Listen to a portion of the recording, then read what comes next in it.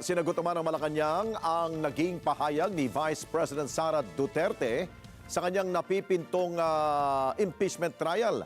At ayon sa Malacanang, ipauubay na lamang nila sa mga senator judges na gumulong ang paglilitis sa pangalawang Pangulo. Eden Santos sa balita.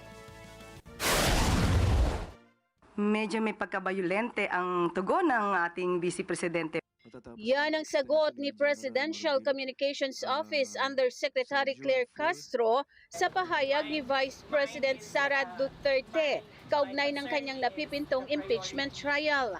I truly want a trial because I want a blood bath. Umaasa naman si Castro na figure of speech lang ito ng Vice Presidente. Idiniin pa ni Castro na magkakaroon naman talaga ng balitaktakan kapag nagsimula ang impeachment trial. Kaya hayaan na lamang na ito ay gumulong sa Senado.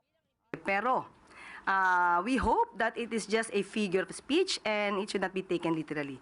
Nananatili namang tahimik si Pangulong Ferdinand Marcos Jr. sa naging pahayag ni Alyansa Campaign Manager Toby Chanco na isinisi sa impeachment laban kay VP Sara ang pagkatalo ng ibang kandidato ng Alyansa sa 2025 midterm elections. Eden Santos para sa Mata ng Agila. Matatag, matapang, matapat.